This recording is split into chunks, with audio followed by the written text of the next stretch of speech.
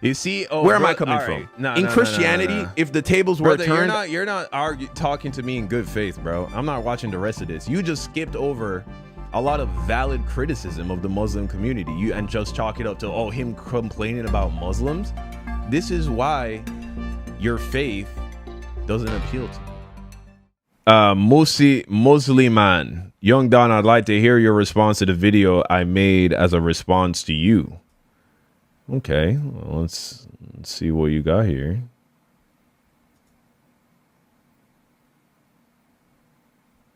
Okay. Than the people of Mecca. However, some structures look like da. This right here, sarcasm. This is what point jumped out to me. I was like, sarcasm. I've never regarded sarcasm as a positive thing, right? Like when someone is a sarcastic person, this is a passive aggressive person.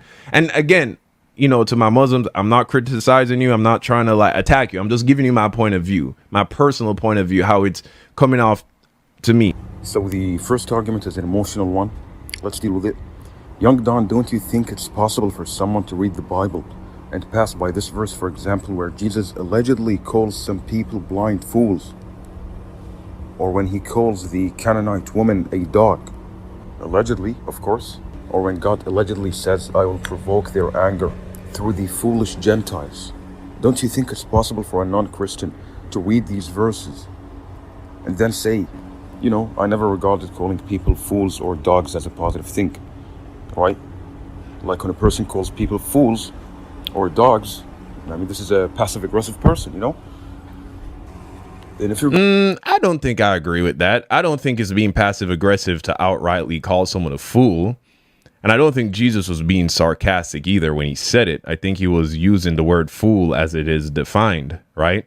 Somebody who thinks that they're right and they're acting in accordance to believe their belief that they're right when in reality they're wrong.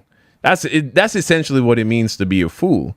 And so in those verses, those examples you gave where people are being called foolish, that is what they were being foolish.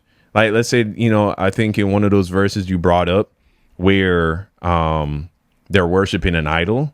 So if you're worshiping something that is not God, as if it were God, and in reality, it could even be a demon, what you are doing, that activity you are engaging in, is foolish behavior. And so I don't think that's that. Like, let's agree the word foolish or being a fool. This is not like a derogatory word in the sense of like calling someone out of their name, like, you know, the N word or, you know, being like just nasty. If someone is being foolish, then there's nothing wrong with you just plainly saying that you're being foolish. And in fact, that is the opposite of being indirect and passive aggressive. If you look someone dead in the face and be like, you're a fool. A man is cheating on his wife with his coworker and you know about it and she ain't find out yet and it hasn't destroyed your marriage yet and you continue to do it, and me as your friend, I go, bro, you're being an idiot right now. You're being foolish right now. There's nothing wrong with that personally. Also, remember, this wasn't my theological breakdown of the Quran. This wasn't me this was me just reading it and being like, this is the impression I'm getting. Allah being sarcastic to me is a red flag personally, but yeah. Going to go to the Hebrew or to the Greek. Yeah, and Jesus doesn't call anyone a dog, right? He was using a metaphor of saying that it is not good to give. I mean, we would have to go back to that verse. Where is that verse you brought up here? Fools or dogs provoke their anger through the foolish Gentiles. Don't you think it's possible for a non-Christian to read these verses, provoke their allegedly? Okay, it is not right to take the children's bread and toss it to the dogs, right? What is Jesus saying here? What is he communicating? Jesus came to give the gospel first to the chosen people of God and not to the unbelieving Gentiles. This woman was coming, not professing faith in Jesus, but asking Jesus to perform a miracle for her daughter. Yet she had not yet declared her faith. So Jesus was not a miracle machine that any and anybody could just come up and press a button and be like, heal my daughter, right? Jesus came first to perform miracles because the people who truly knew God, which would have been the Israelites who were truly connected with God, they would have seen the miracles that Jesus was doing. They would have heard the message that he was preaching, and they would know without a shadow of a doubt that he was the Messiah. But this random woman from another region who most likely, and look, Jesus knew, clearly was able to peer into the lives of people and knew who they were. For all we know, Jesus peered into her life and saw that she worshiped idols or worshiped demons. But here she's coming to have Jesus heal her daughter. And it's like, why should I heal your daughter? And you worship other gods. You don't even worship the Father. But then the woman professed her faith in Jesus. And Jesus then says, you do believe. You do have faith. Like she's shown her faith. And I also think Jesus was using that as an opportunity to show his disciples that it doesn't matter where you come from or who you are. When you show that you worship the Most High, right? When you show that you are a believer in Yah, and you show that by putting faith in his son, then, you can receive all the blessings that the natural branches can receive. That's what I think this is here. Jesus isn't going around calling people dogs, and he wasn't being sarcastic when he called people foolish. They were fools. And he usually directed those criticisms towards the scholars at that time, right? The Pharisees. But here, let's let him talk now about the Quran. Of course. Or when God allegedly says, I will provoke their anger through the foolish Gentiles. Don't you think it's possible for a non-Christian to read these verses and then say, I never regarded calling people fools or dogs as a positive thing, right?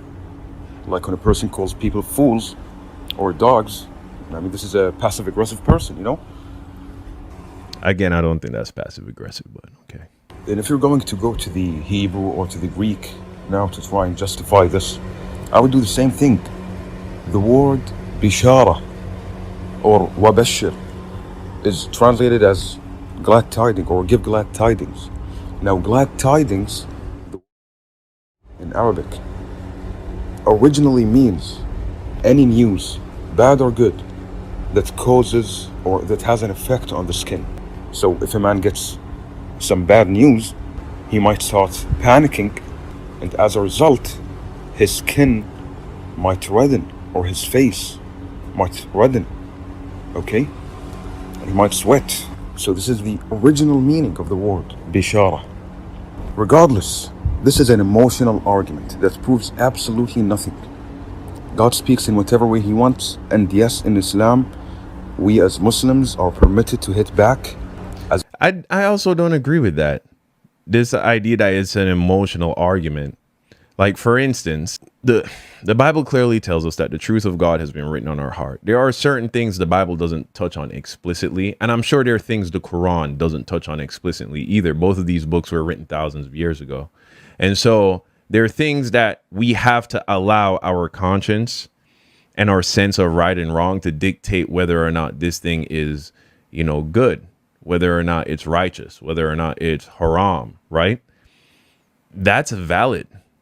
I have to operate within my God-given sense of right and wrong. There is something being sarcastic. There is something that is not good about sarcasm, bro. I don't know how to put it. Like someone who is being unironically sarcastic, it's just a very feminine, petty. And look, we've all been sarcastic. I've been sarcastic. I'm not I'm just saying I don't expect God to speak sarcastically. There's just something that's off about that. I'm not saying that this is an argument that one can build an argument to debunk Islam, but that's not what I'm attempting to do. This is about me. This is about me and my perception. You get what I'm saying? That was what it is. I can't, if something just don't click for me, then just because it's supposedly, oh, this is an appeal to emotion, bro, that's legit. Appeal to emotion, that's real, bro. I don't know what else to tell you about that. Verse, but it is made clear in the Quran that pardoning others and forgiving them is better. And the Prophet ﷺ, whom we are told to follow as a role model, never took revenge upon anybody for his own sake. He surely is the best example ever and was the greatest man to ever exist. And by the way, sarcasm is not a common feature of the Quran. You could count the number of times sarcasm is used on one hand, maybe. Whatever appeals to the flesh, this is the wrong. Again, this isn't even like the big thing. What am I reading here? I'm not reading the Quran, right? I am reading the header notes of the person who wrote, the scholar who put together the clear Quran. So I'm just responding to him. You said that there is no sarcasm in the Quran, or you said that it doesn't happen frequently. Well, I don't know if you know what I'm saying, carry more weight in the Islamic community than the brother who put together the clear Quran, but he literally says sarcasm is another common feature of the Quran. So I'm just going based off of that. I didn't read the whole Quran to be able to say, oh, sarcasm happens a lot. When the guy who put together the book, is literally giving you like a warning, a heads up, because that's all this was. A lot of this, like, for instance, where you see Allah referring to himself as we, right? All of this is warnings. It's saying, hey, when you see, this is written for the English reader who most likely can't read Arabic, right? When this book was written, translated, however you want to put it, it was written for the American. It was written for the Englishman. He's putting in all of these like warnings. Don't be alarmed when you see this because of this. So I'm just responding to that. So don't take that as me like, oh, I read the whole Quran and just came to the conclusion that sarcasm is all over it. No, you're Muslim scholar who wrote this version of the English translation of the Quran, which is the Quran that I got recommended by Muslims when I said I wanted to read the Quran. This is the Quran they said to read. He said that. So don't take up issue with me. Take up issue with whoever this guy is. When I first had when I had a run-in with the Islamic Muslim community, you know, all those months ago, you see, where am I coming from? In Christianity, if the tables were turned, you're not talking to me in good faith, bro. I'm not watching the rest of this. You just skipped over a lot of valid criticism of the Muslim community. And just chalk it up to, oh, him complaining about Muslims. This is why your faith doesn't appeal to me. Like the fact that you skip over all of that, me addressing my real world, real time experience with the Muslim. No, brother, you're not arguing in good faith. If the fact that you're going to like completely skip over my criticisms and not give me a justification as to why using the Quran, as to why that behavior was kosher in the Muslim community, you just showed your hand, bro. You just played your cards. Right. So, yeah, man, look, I have no interest in arguing with you. I have no interest in arguing or convincing any of you of anything. Believe what you want to believe. You know what I mean? But this is exactly what I'm talking about. You see, even like now, the way you're talking, I swear you want to quit. Brother, you are not moving in love. It's the same religious, like weirdo pissing contest kind of culture that I just like rejected in the Christian community. And that's what this is right here. Nah, bro, you want views, you know what I'm saying? So do whatever you want to do with the video thus far. But all I'm saying is you did zero to move me any closer to wanting to be a Muslim. And that is what I think you should think about. What is your goal? You know, you need to understand that God is love, bro. If Allah is love, then you need to be moving like that.